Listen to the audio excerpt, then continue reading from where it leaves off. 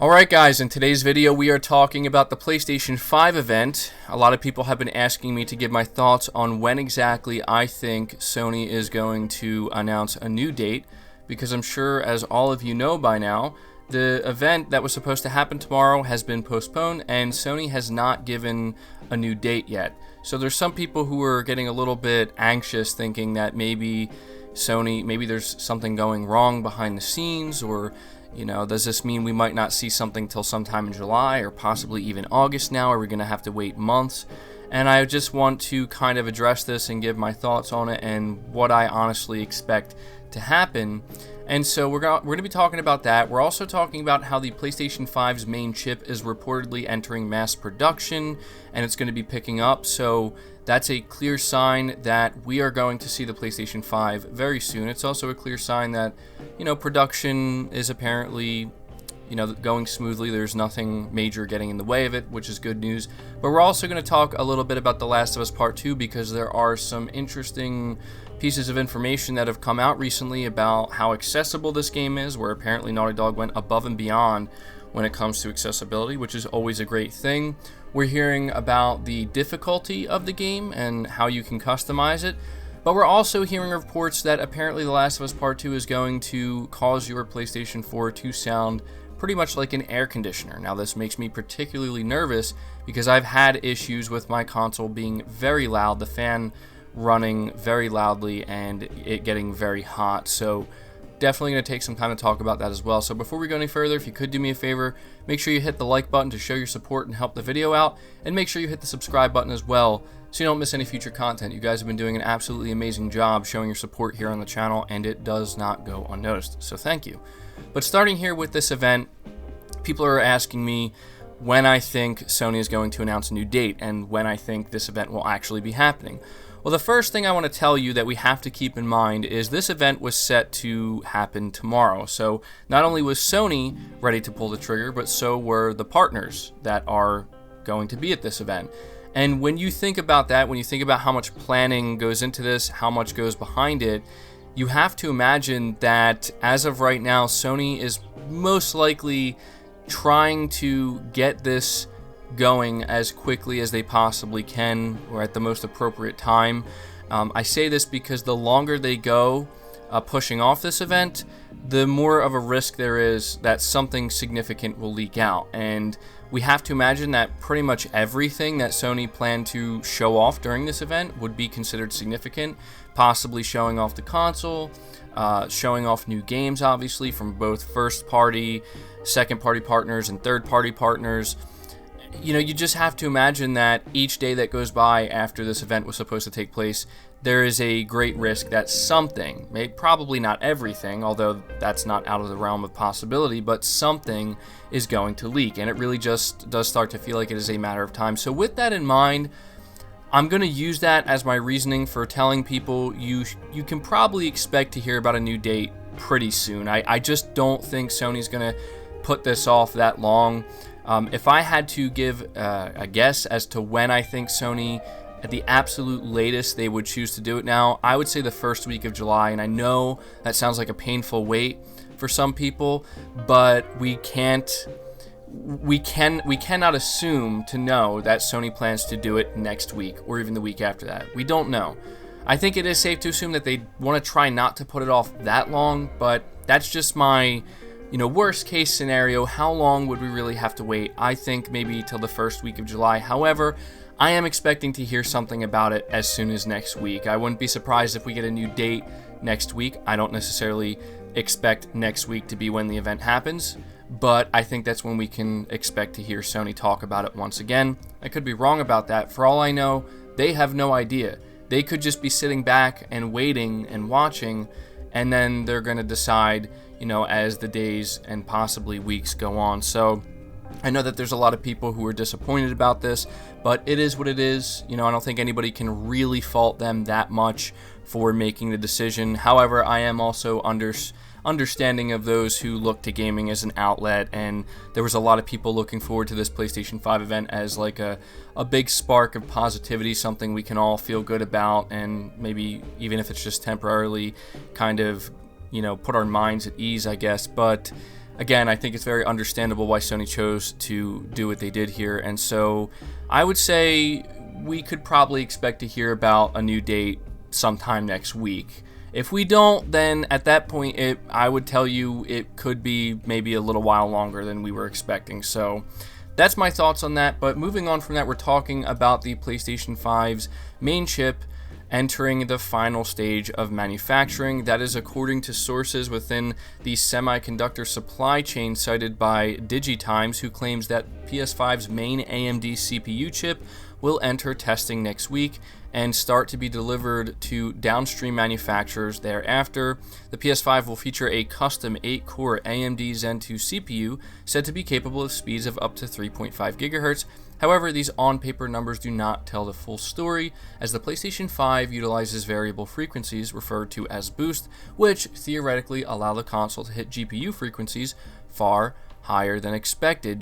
DigiTimes said it expects production to peak by August, which would put the PlayStation 5 on track for its planned launch later this year. Now, it's important to highlight this as well because I saw that a lot of people are feeling really nervous now that the PlayStation 5 is going to get delayed because on their website, at least for the US, they actually removed the 2020 date for the launch. However, that date did remain for like Europe and stuff like that. So a lot of people are thinking that maybe this is, a sign that Sony's going to announce a delay of the PlayStation 5. I wouldn't expect that. I'm not really highlighting that too much right now because I think that you're probably going to see that date return. I think there might have just been like a glitch or an error, or I don't think it means that we can expect the console to be delayed, especially when we're hearing reports that manufacturing is really going to begin to ramp up and it's going to peak by August, which means that they will be able to hit their target 2020 date. So I wouldn't worry about the PlayStation 5 getting delayed, but it also says here, given the risk of leaks from the manufacturing sector, it's likely Sony will opt to showcase the final PlayStation 5 hardware design in its upcoming reveal stream, whenever that's going to be, which was originally planned for this week, but is currently delayed. So, yeah, I had to take time to mention this because I think it's important for people to understand that if you're expecting the console to be delayed, we wouldn't be getting reports like this. In fact, the reports would probably be saying the exact opposite, where manufacturing is delayed or running into problems or something like that. So yeah, it's also a good sign that we will most likely see this console revealed at this reveal event during the stream, whenever that's going to happen. So moving on from that, we're talking a little bit about The Last of Us. We are talking first about the customizable difficulty. You will be able to tweak the difficulty in The Last of Us Part 2 to your liking. The original Last of Us was not an easy game, even on its default difficulty setting. In The Last of Us Part 2, developer Naughty Dog has taken a different approach to difficulty. For starters, the ultra-challenging Survivor difficulty will be unlocked from the start. More interestingly, however, players will be able to fine-tune any difficulty they choose. Game Informer noted in a preview that you will be able to tweak things like how much damage Ellie takes, how alert enemies are, and even control the rate resources spawn in the world. This is very good news, and it's all part of making the game accessible to more players. Naughty Dog is also tackling that from a different angle with the game's accessibility options. And so that's something else I wanted to highlight here that I saw a lot of people were asking me to talk about, and I think it is a great thing to talk about because regardless of whatever issues you may have with this game, there's no doubt that them going above and beyond to make this apparently their most accessible game that they've ever made is certainly a good thing, and definitely goes to show that they are trying to make it possible for literally anybody to experience this game in full. So it says The Last of Us 2 is Naughty Dog's most accessible game ever thanks to dozens of granular accessibility settings, some of which totally overhaul the way the game is presented.